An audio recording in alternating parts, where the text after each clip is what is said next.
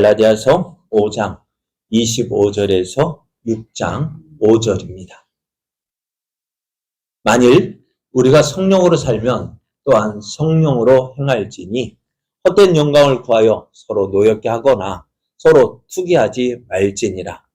형제들아, 사람이 만일 무슨 범죄한 일이 드러나거든 신령한 너희는 온유한 심령으로 그러한 자를 바로 잡고 너 자신을 살펴보아 너도 시험을 받을까 두려워하라.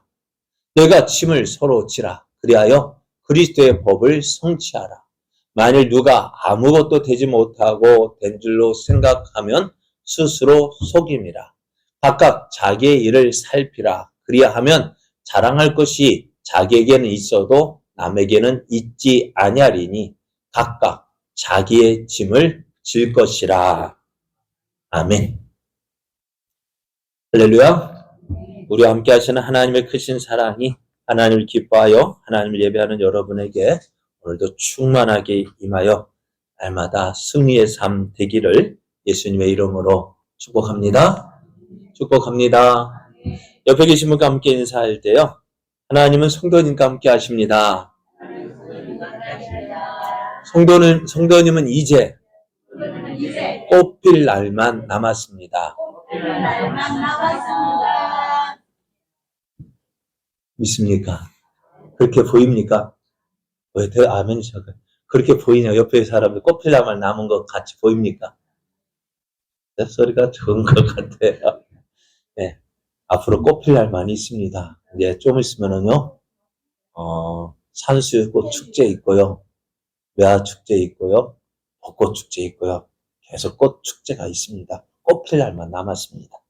네, 오늘 우리에게 주신 하나님 말씀을 통해서요, 성령의 인도함을 받는 삶을 사십시오. 성령의 인도함을 받는 삶을 사십시오. 이런 제목으로 하나님 말씀을 증거하겠습니다. 예수를 믿는 저와 여러분에게는 한 가지 소원이 있습니다. 그게 뭘까요? 한 가지 소원. 어떤 소원입니까? 제가 생각하는 여러분의 소원이 이거 아닐까 싶어요. 그것은 예수님을 위해 살고 싶다. 하나님을 위해 살고 싶다.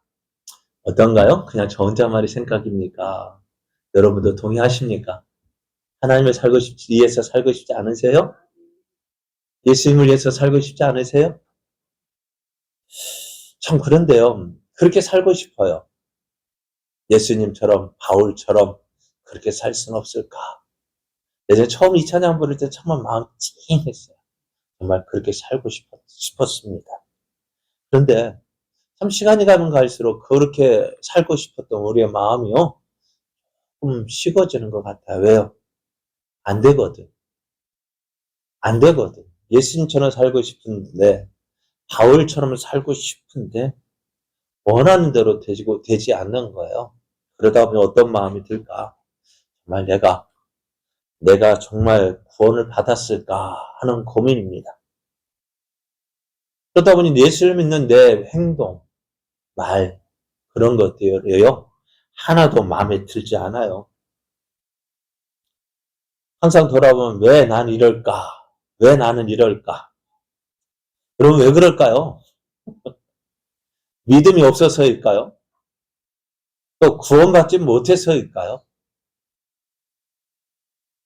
참 믿음이 없어서 그런 것 같기도 하고 또 구원받지 못해서 그런가 보다 하고 그런 생각도 들어요. 그러나 여러분 믿음이 없어서도 아니고요. 구원받지 못해서도 그런 거 아니에요. 우리의 구원은요. 분명하고 확실해요. 왜요? 여러분 구원 못 받았으면 어떻게 하나님을 의식할 수 있을까요? 우리가 구원받았다는 것은요. 뭐예요? 하나님에 대한 감정이 살아있다는 거예요. 하나님에 대한 감정이 없다는 것은요. 어떻게 죽었다는 거예요. 우리가 언제부터 하나님 의식하고 살았습니까? 언제부터요? 몰라요, 나도요. 저도. 그런데 예수 믿고 나서부터 그런 마음이 들었어요. 하나님 의식하고 이거 하나님 기뻐하시는 일이 아닌데 하는 것 때문에 접은 일이 한두 가지가 아니에요. 전에는 어땠습니까? 하나님이 있는지 없는지 그냥 내 하고 싶은 대로 살았어요. 내가 좋은 대로 살았어요. 근데 언제부터인지 무언가 딱 걸리는 게 있어요. 뭐요? 이거 하나님 안 좋아하지 않는 일인데 하는 그것 때문에요. 내 행동이 뭔가 제약을 받아요. 하고 싶은 대로 못해요. 왜요? 그게 바로 뭐예요? 하나님이 내 안에 거하고 있기 때문에 성령님께서 하나님이 싫어하시는 일 하지 못하도록 계속 브레이크를 걸어요. 안 돼, 안 돼. 그래도 어떻게 해요? 우리는 끝까지 고집 피우죠.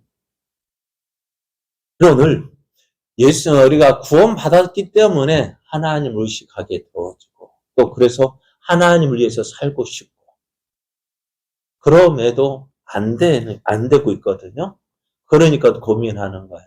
내가 믿음이 없어서 그런가? 내가 구원받지 못해서 그런가? 아닙니다. 바울도 우리와 같은 고민을 했어요. 어떤 고민이요? 하나님을 위해서 살고 싶은데 그렇지 못하기 때문에 가지는 고민이요. 네, 지난주에도 말씀드렸습니다만 로마서 7장 21절에서 23절을 보면 이렇게 말씀해요. 그러므로 내가 한 법을 깨달았노니 곧 선을 행하기 원하는 나에게 악이 함께 있는 것이로다. 내 속사람은 하나님의 법을 즐거워하되 내 지체 속에서 한 다른 법이 내 마음의 법과 싸워 내 지체 속에 있는 죄의 법으로 나를 사로잡는 것을 보는도다 했습니다. 바울은 지금 자신에게 일어나는 일을 이야기합니다. 어떤 일이요? 한편으로는 어떻게 내가 하나님을 위해서 하나님을 기뻐하는 일을 하고 싶단 말이에요. 그런데 어떻게 그렇게 살지 못하는 거야. 왜 그런가 봤더니요. 내 지체 속에서 한 다른 법이 내 마음의 법, 어떤 법, 하나님을 기쁘시게 살고 싶은 그 마음, 그 하나님을 생각하며 하나님을 기쁘시게 하기 위해서 살고 싶은데 어떻게 해요? 그가 서로 싸우는 거예요. 내 마음에 두 가지 법이 싸우는 거예요. 그런데 어디가 이길까요? 항상 제 법이 이기는 거예요. 옛날에 살던 모습대로. 지난번에도 말씀드렸죠. 김유신 장군이 어떻게 했다고요? 네? 기방에 다니는 습관이 있었는데 어떻게 해요? 거기 다니는 습관이 있어서 김유신이 하랑으로 있을 때 어떻게 해요? 술에 취해 잠들어 있는데 어디로 가요? 습관. 그러니까 우리가요. 깨어있지 않으면 어떻게 된다고요? 습관적으로 하게 더 있다고요. 습관적으로. 나도 하고 싶지 않은데 그냥 어떻게 해요? 몸이 움직인다고요. 그러니까 바울도 그걸 말하고 있어요. 바울도 그것 때문에 고민하고 있어요. 그래서 바울이 이렇게 이야기하면 오호라 나는 곤고한 사람이로다. 이 사망의 몸에서 누가 나를 건져내랴. 바울 자신도 어떻게 하고 있다고요? 죄를 범하고 있다. 하나님을 기쁘시게 하고 살고 싶은데 바울도 역시 어떻게 해요? 죄를 하나님 기쁘시게 하는 법 살고 싶지만 어떻게 해요? 죄악 가운데 화하고 있어요. 그러면서 오호라 나는 곤고한 사람이로다. 누가 나를 이 사망의 몸에서 건져내겠느냐 하면서 고민하고 괴로워합니다. 그러면서 이렇게 이야기합니다.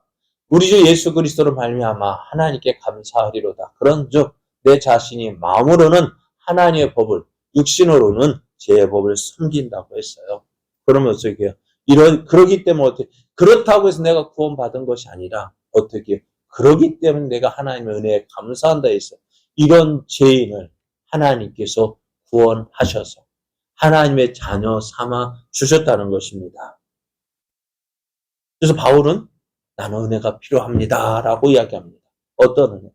그러니까 내 힘으로 하나님을 섬겨서 하나님을 기쁘시게 하고 싶은데 안 되거든. 그래서 주님의 은혜가 필요합니다. 자, 그래서 바울이요. 오늘 그 고민을 했기 때문에 오늘 살고 있는 우리에게도 너희들에게도 이런 일이 있지 않느냐라고 물으셔요. 자, 바울도 어떻다고 우리가 똑같은 고민을 했어요. 어떤 고민이요? 하나님을 기쁘시게 하는 삶을 살고 싶은데 그렇게 살지 못한다는 거예요. 그것 때문에 어떻다고? 우리와 같은 고민 어때요?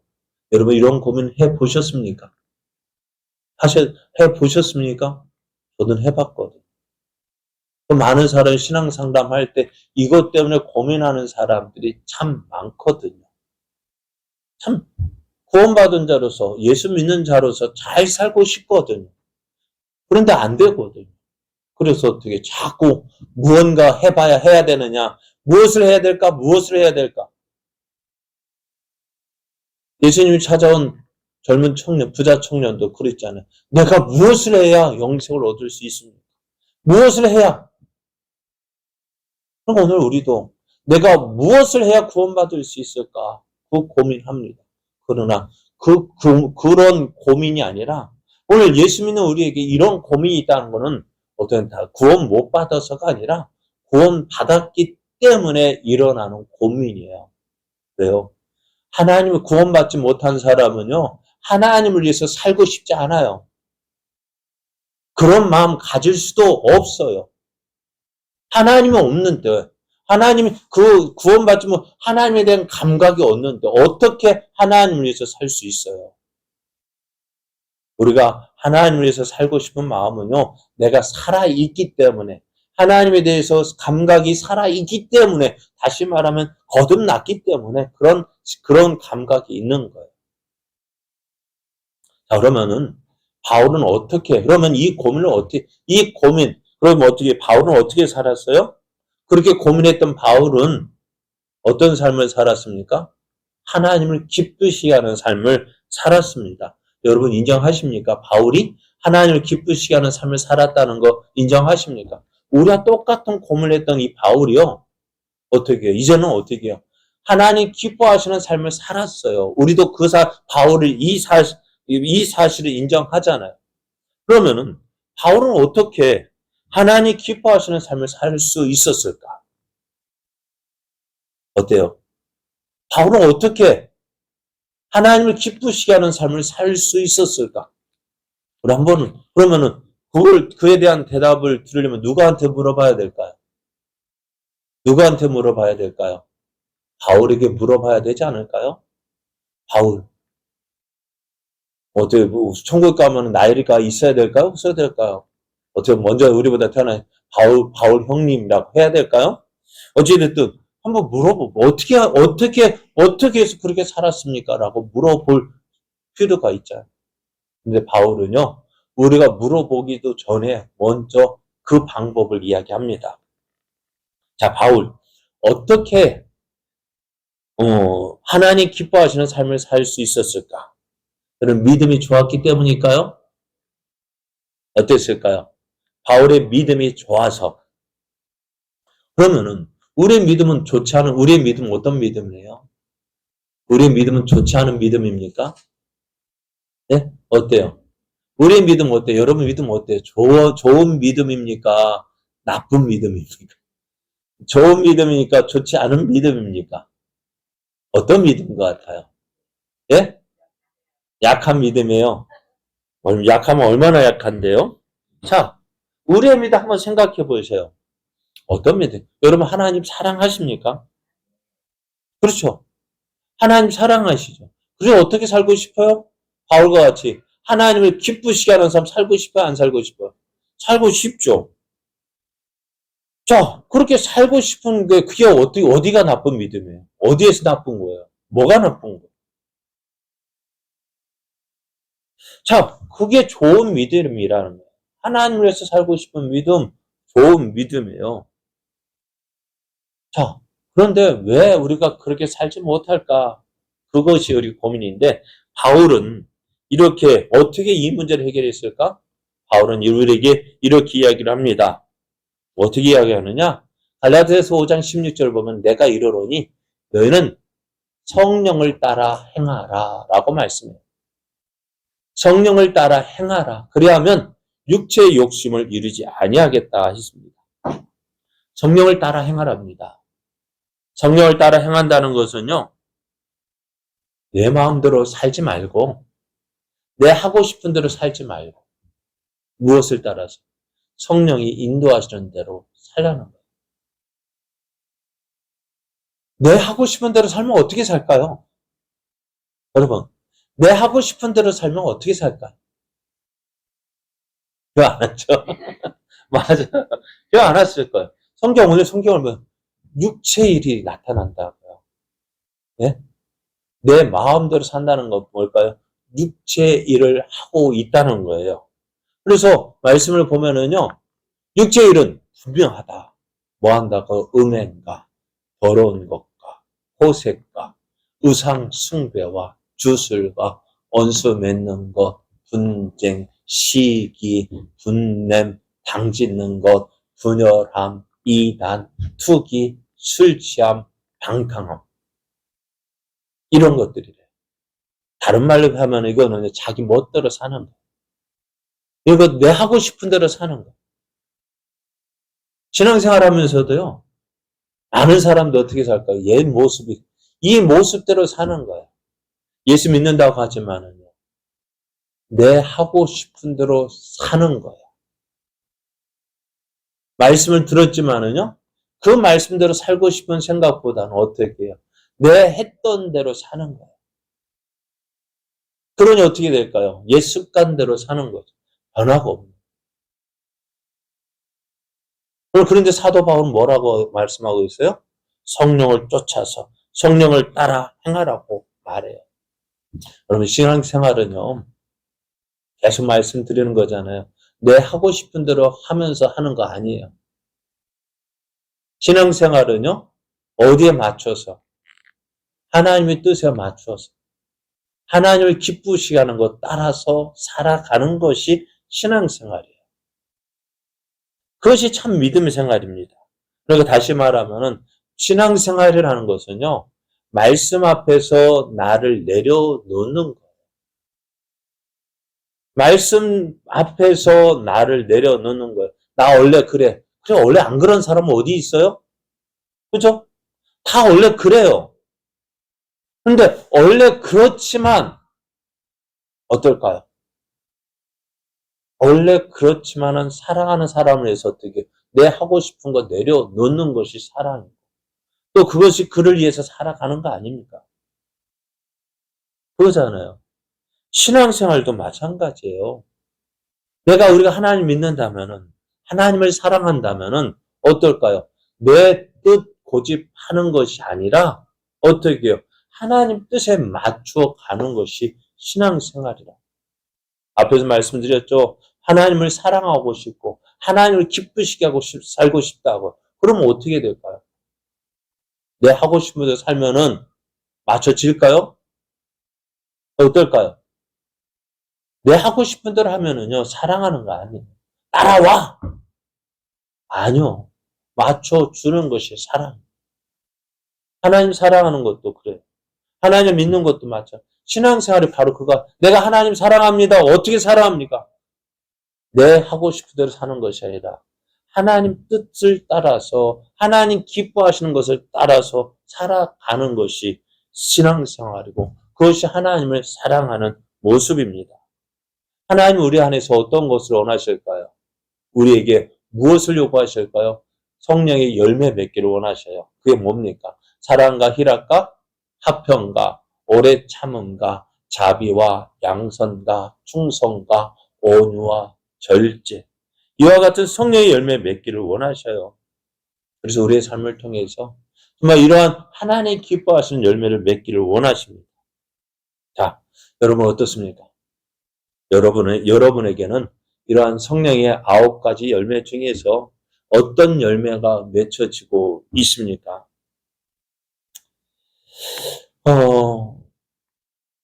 우리가 어떻게 예수를 믿어야 될까? 참 우리 교회 주일 예배 순서에는요. 좀 특별한 순서가 있어요. 뭐가 특별할까요? 네? 뭐가 특별할까요? 참회 기도가 있어요. 왜 참회 기도를 순서를 넣느냐? 참회 기도를 하는 이유는요. 다른 것 때문이 아니라 하나님 앞에서 내 모습을 돌아보는 거예요. 이스라엘 백성 하나님 앞에 성전에 제사를 드리러 갈 때 어떻게 내 죄를 고백해야 됩니다. 그 내 죄를 어떻게 해요? 그 제물로 드려지는 짐승에게 안수해서 내 죄를 전가하는 거예요. 그래서 그로 인해서 어떻게 내 죄가 용서함 받는 거예요. 우리가 하나님 앞에 참회의 기도를 드릴 때 이번 주에 드린 기도, 전에 말씀드린 이번 주에 드린 참회의 기도 어떻습니까? 기억하시죠? 그러면 그 전주에 드렸던 참회 기도 제목은 어떻습니까? 어떤 거였습니까? 내용은. 네? 그러면 한번 다음 주에 드려질 참회 기도는 어떤 내용일까요? 어떤 내용일까요? 여러분이 계속 해보셨잖아요. 참 고민이 아닐 수가 없어요. 이 기도가 정말 참회 기도가요, 형식적이 아닌 다음에야 참 찔리는 것이 한두 개가 아니에요. 왜? 지난주에도 그렇고, 이번 주에도 그렇고, 다음 주에도 그렇고, 매번 똑같은 모습으로 하나님 앞에 나와서 하나님 이렇습니다. 이랬습니다. 이렇습니다. 매번 변하지 않는 모습을 이야기하자니 어떨까요? 벼룩도 뭐가 있어요? 낯짝이 있는데 하나님 볼 때 참 1년 52주 예배 드리는데 매주마다 나와서 하나님 똑같습니다. 똑같습니다. 하는 우리의 모습이 참 어떨까요? 그게 너무너무 미안하지 않을까요? 그럼 어떻게 될까요? 그래서 어떻게 해요? 그럼 너무 미안하고 또 미안하니까 한번 고쳐보고 싶은 마음이 들지 않을까요? 한번. 이제 매주마다 하나님 이거 지난주에도 이렇게 살았고요. 이번 주에도 이렇게 살았고 또 다음 주에도 그렇게 살았다고 고백하자니 미안하고 부끄럽고 죄송해서 한번 부딪혀보자. 한번 이겨보자. 한번 이제는 지난주와는 좀 다른 삶을 살아보자. 결심하고 결단해보자. 그래도 안 되면 어떻게 또 하나님 실패했지만 그래도 내가 이번에는 한번 노력해봤어요. 하나님 내가 이제는 하나님 기뻐하시는 삶을 살려고 노력했습니다. 그렇게 해서 조금씩이라도 변해되어져 가는 것이 뭐예요? 그게 신앙생활이라고. 내 잘못된 모습을 하나님 앞에 놓고 하나님 앞에서 내 모습을 돌아보면서 조금씩 바꿔보고 싶고 또 그렇게 살아보는 것이 살기 위해서 노력하는 것이 신앙생활이라고. 물론 처음부터 100% 만족하는 그런 믿음 생활을 하는 것이 쉽진 않을 거예요. 그러나 조금씩 하다 보면은요, 어떨까요? 나중에 돌아보면은 변한 나의 모습을 볼 수가 있어요. 그게 뭘까요? 그게 바로 신앙생활입니다. 그게 믿음 생활이에요. 하루아침에 바울처럼 어제 예수님을 잡는 사람을 핍박했던 사람이 오늘 180도 변해서 360도 변하면 안 돼요. 왜요? 제자리거든. 그러니까 180도만 변하면 돼요. 근데 180도 그렇게 변하면 어떻게 될까요? 그럴 사람이 얼마나 있어요? 바울같이 아주 특별한 사람, 하나님의 특별한 은혜를 받은 사람은 그렇지만은 대부분의 사람은 어떨까요? 천천히요. 천천히 변한다고요. 그러니까 어떻게 오늘도 우리는 뭐 하고 있는 중일까요? 공사 중이에요. 오늘 우리는 지금 공사 중, 건축 중이에요. 어떻게 해요? 하나님 기뻐하시는 모습으로 변화되어져 가고 있는 가정 중에 있다고요. 그것이 우리들의 마음이라고. 그러니까 오늘 우리들은 지금 뭐라고? 포기해서는 안 돼. 나 안 돼. 안 돼. 안 되는 누구예요? 안 돼, 못해. 여러분, 안 돼 신앙, 못해 신앙 되면 안 돼요. 우리는 할 수 있어요. 왜? 우리 안에서. 그렇게 할 수 있도록 하나님이 힘을 주고 계시고 능력을 주고 계시잖아요. 할 수 있으니까 이렇게 부르시는 거 아니에요. 포기했다면 이렇게 부르지도 않으셨을 거예요. 우리는 가능성이 있습니다. 옆에 계신 분과 함께 한번 이야기해 보셔요. 성도님에게는 변화될 가능성이 있습니다. 내가 하는 것이 아니라 정말 변화될 가능성이 있다고요. 왜요? 하나님 그걸 기뻐하시기 때문에 계속 찌르고 계시고 있거든. 포기해서 안 돼요. 변화될 가능성이 있다고요. 있으니까 죽은 우리를 살려주셨죠. 그렇지 않아요? 가망성 없으면 어떻게 해요? 살려주지도 않으셨을 거예요. 가능성이 있기 때문에 어떻게 해요? 살려주셨다고요. 살아있기 때문에 어떻게 해요? 변화될 수 있다고요. 살아있는 것과 죽은 것과의 차이는 뭘까요? 요 나무? 제가 온지 이제 보면은 오기 전에, 우리가 교육 20년 전에 이 의자가 들어왔어요. 20년 전이나 지금은 어떨까요? 똑같아요. 그죠? 변화 있을까, 없을까요? 없어요. 왜요? 죽었어요. 그런데요. 살아있는 거 어떨까요? 살아있는 것은 어떻게 해요? 조금이라도 어떻게 해요? 해가 가면 갈수록 변한다. 제가 목사 입장에서 보면 여러분들이 보잖아요. 어땠을까요? 변화 없는 것 같지만은 변화가 있다. 그러니까 어떻게 해야 돼요? 변화될 가능성이 있다고요. 그러니까 포기하면 안 돼요. 솔직히 여러분 한번 보세요. 여러분 자녀 키울 때 가능성이 있었어요? 제가 언제 사람 되나? 그런 생각 들었어요? 안 들었어요? 왜 안 해보셨어요? 다 잘했어요? 아이고, 저게 언제 철들까? 언제 철들까? 언제 철들었어요? 아직도 철 들고 있죠? 그게 뭘까요? 가망성 없는데 어떻게 조금씩 변화되고 있다. 우리도 가능성이 있다고. 자, 그러면은, 우리 주변에는요, 성령을 쫓아 사는 사람이 있는 반면에, 육체의 일을 따라 행하는 사람도 있습니다. 그럼 우리가 그 사람들 볼 때, 그러니까 성령을 쫓아 사는 사람 보면, 나도 저렇게 살아야지 하는 마음도 있지만은요, 그렇지 못한 사람, 어떻게 해요? 옛 습관대로 사는 사람 있다고요. 그 사람은 어떤 사람? 믿음으로 사는 사람들, 믿는다고 하는 사람들 가운데서도 그런 사람이 있다고요. 그럴 때 우리는 어떻게 할까? 그 사람을 어떻게 볼까요? 네? 믿는 사람이 어떻게 저래? 우리는 그 사람을 판단하고 정죄합니다. 그러면서 어떻게 이야기해요? 아이고, 구원 못 받았는가 봐. 여러분, 구원 못 받았을까요? 그 사람이요? 그건 우리가 판단했을 때 일이 아니에요. 왜요? 우리는 그 사람 마음 어찌 알아요? 나도 솔직하게 그렇잖아요. 앞에 나도 살고 싶은데 그렇게 살지 못하고 있잖아. 그러면서 어떻게 다른 사람 보면서 너 왜 그렇게 살아? 할 수 있을까 없을까? 없는데 우린 그렇게 하잖아요. 너 왜 어째 그러냐고. 자, 그럼 우리는 어떻게 될까요? 바울이 이렇게 이야기합니다. 형제들아, 사람이 만일 무슨 범죄한 일이 드러나거든 어떻게 하라고? 무슨 범죄한 일이 드러나거든 누구는 신령한 너희는 이라고 표현해요. 다른 사람에게 다른 사람 죄를 범했어요.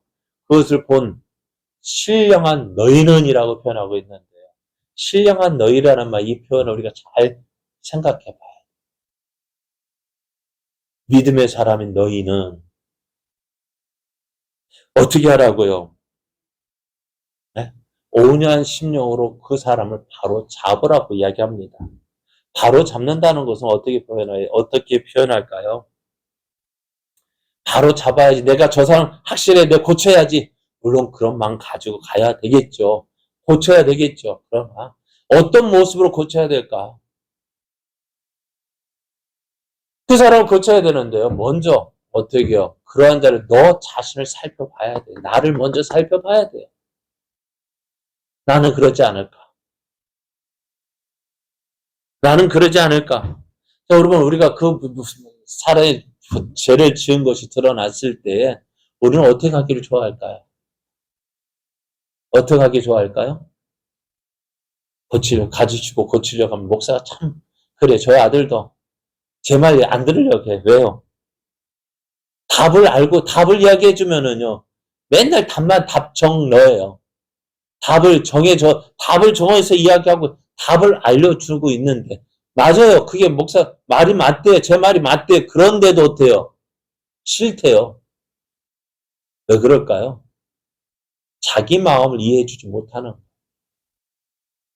왜 그 사람이 왜 그렇게 했는지 이해하지 못하고 왜 그랬냐고 따지면 물론 여러분 하건 그래요. 그런데 솔직하게요. 나 잘못한 나도 어떡할까요? 앞에서 말씀드린 대로 내가 하고 싶어서 그렇게 했습니까? 안 하고 싶은데도 그렇게 했습니까? 안 하고 싶은데도 그렇게 했다고요. 그러면 어찌 될까요? 나 누구 말대로 교통사고는서 왜 사고 냈냐고 혼내면은 어떨까요? 기분이 좋을까요? 나쁠까요? 누가 사고 내고 싶어서 사고 낸 사람 있어요? 없어요? 다치고 싶어서 다친 사람 있어요? 없어요? 없잖아요. 그런데 왜 그렇게 해서 혼내면은요? 어떨까요? 기분이 좋을까 안 좋을까? 내가 잘못한 거 알아요. 솔직히 시인해. 그런데도 왜 그렇게 했냐고 막 혼내면 어떻게 될까요? 거기서 어떻게 될까요? 막 싸움밖에 안 나요. 뭐 해야 될까요? 그 사람 마음을 이해해 줘야 되잖아요. 왜 그렇게 참 제 죽고 싶지 않은데 제 지은 그 마음 이해해 줘야 되잖아요. 근데 대부분 그렇게 하지 못해요. 특히 누가 목사인 제가요. 왜요? 매같이 성경 말씀에는 하면은 알고 있거든요. 그런데도 그렇게 하면 어떻게 될까요? 그럴까요? 그 사람을 바로 잡아야 되는데요. 이해할 수 있는 마음을 가져야 돼요. 너희는 온유한 심령으로 온유하다는 것이 뭘까요? 그 사람 마음을 좀 이해해주고 참 상담에서 뭐랄까요? 경청해주고 그랬구나 수긍해주고 그걸 해줘야 되는데 안 해주니까는 화가 나는 거예요. 오늘 그 사람 마음을 이해해 줘야 돼요. 아이고 참 열심히 믿음으로 살아보려고 했는데 또 실수했구나. 바울도 그랬잖아. 그 마음을 가지고 이야기하는 거 아닙니까? 왜? 나도 그랬거든. 나도 예전에 그랬거든. 그런데 하면서 우리를 인정해주고 그러면서 인정해주고 받아주고 용납해주고 그러면 다시 한번 우리 한번 해볼까? 그게 얼마나 좋을까? 그런데 그렇게 하지 못하는 거야. 너희는 온유한 신령한 너희는 믿음이 성장한 너희는 믿음이 있는 너희는 어떻게 하라고? 그 사람을 범죄한 사람을 온유한 심령으로 붙잡으라. 바로 잡아야 되는데 막 강압적으로 죄를 정죄하는 것이 아니라 인정해주고 용납해주고 기다릴 줄 알고 그러면서 그렇게 바로 잡으라고. 그러면서도 어떻게 너 자신도 살펴보라고. 너도 그러한 일을 당할지도 모른다. 너도 시험을 받을까 두려워라. 너도 그렇게 살 수 있다. 나도 저렇게 될 수 있겠다. 어떻게 나도 이제 조심해야지. 그런 마음을 가지는 거예요. 그렇습니다. 우리가 옆에 형제가 잘못되었을 때에 또 내 형제와 가족이 물에 빠져 죽어가고 있을 때 팔짱 끼고 구경하는 사람 있겠습니까? 아니잖아요. 그 사람을 고쳐야 되잖아요. 자기 문제니까 자기가 알아서 하겠지. 아니요. 그럴 사람 없어요. 그렇게 하는 것이 하나님의 뜻이 아닙니다. 온유한 심령으로 그를 바로 잡으라고 말씀해요. 우리가 신앙생활할 때 가장 큰 유혹이 뭐예요? 그 사람을 낫게 하고 어이구 맨날 정죄하는 거예요. 내가 신앙의 잣대가 되어져서 왜 그렇게 살아? 남의 죄를 바라볼 때 국률이 여기지 아니하고 그를 온유한 심정, 겸손한 심정 바로 잡으려 하지 않고 나도 모르는 사이에 그를 정죄하려고 합니다. 그렇다고 해서 그게 바로 잡혀지지 않는 거예요. 그러니까 나도 모르는 사이에 어떻게 내가 더 높은 사람으로 생각하고 있는데 그런데 오늘 성경은 뭐라 신령한 너희는 이라고 했어요. 믿음이 있다고 하는 너희는 어떡하라고요? 그를 온유한 심령으로 붙잡으라. 나도 그렇게 될 수 있다 생각하고요. 겸손하게 그를 섬기라고 말씀해요. 그래서 오늘 6장 3절을 보면은 만일 누가 아무것도 되지 못하고 된 줄로 생각하면 스스로 속임이라고 했습니다. 내가 다른 사람의 내가 신령한 나라고 생각하면서 내가 이런 사람이 하면서 다른 사람을 돌아보지 못하고 내가 뭔가 됐다고 생각하면 속임이라고 생각해요. 그런즉 선줄을 생각하는 자는 넘어질까 조심하라. 나는 다 되었다고 하는 그러니까 바리새인 보십시오. 성전에 기도하러 갔어요. 누구하고요? 세리와 함께 이상하게 기도하러 갔는데 그때 누구도 기도하러 왔어요. 세리도 기도하러 왔어요. 어떻게 기도했을까요? 바리새인은 나는 누구보다 나은 사람이에요. 저기 세리보다 낫다라고 생각하고 하나님 하면서 나를 드러냈어요. 그러나 세리는요. 하나님 나를 불쌍히 여겨 주옵소서. 나는 죄인입니다. 하나님은 누구의 기도를 들으셨다고요? 바리새인 우리가 볼 때는 그 잘난 바리새인의 그 기도를 들으시는 것이 아니라 하나님 앞에서 자기를 낮춘 그 세리의 기도를 들으셨어요. 하나님은 그런 모습으로 다른 사람을 섬기기를 원하십니다. 그래서 주변에 계속해서 6장 4절 5절을 보면 각각 자기의 일을 살피라. 그리하면 자랑할 것이 자기에게는 있어도 남에게는 있지 아니하리니 각각 자기의 짐을 질 것이라 했어요. 신령한 우리는 어떻게 살아야 되느냐? 자기를 먼저 올바르게 알아야 합니다. 다른 사람을 잘못했을 때 먼저 누구를 살펴봐야 되느냐? 나를 살펴봐야 돼요. 나도 저런 모습을 가질 때가 있거든요. 저 사람 봐! 할 것이 아니라 먼저 나를 살펴야 돼요. 나는 내 할 일을 다 했는가? 그래서 어떻게 해요? 그렇게 되어질 때 성령의 인도하심을 받아서 나를 살피게 되면은요, 어떤 현상이 나타날까요? 나는 전혀 자랑할 것이 없습니다. 죄 지은 자를 함부로 비판할 수가 없어요. 그래서 겸손한 태도로, 기도하는 태도로, 나도 그런 죄를 지을 수 있다는 겸한 태도로 그 사람에게 접근하게 되어집니다. 바울이 오늘 이렇게 말할 수 있는, 말할 수 있었던 것도 바로 이것 때문에 나도 전에 그랬었는데, 나도 전에 하나님을 기쁘시게 하는 삶을 살고 싶었지만은 나도 이제 어떻게 해요? 그러면서도 죄를 지었던 나. 그것이 지금도 바울의 그런 마음이 있는 것. 그렇기 때문에 오늘 갈라디아 교인들에게 너희도 이렇게 살으라고 이야기하고 있어요.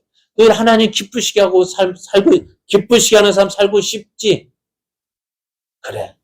이해하면서 이제 이렇게 사는 것이 어떨까 하고 그렇게 말하고 있는 것입니다. 그럴 때 어떻게 되어질까요? 마음 문이 열리게 되어지는 것입니다. 너무나 중요해요.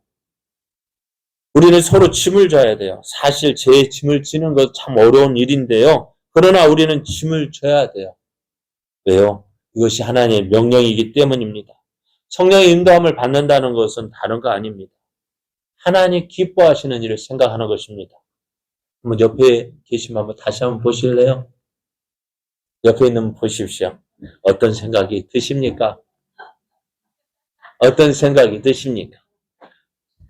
예전에 몇십 년 같이 사는 할아버지한테 할머니 내자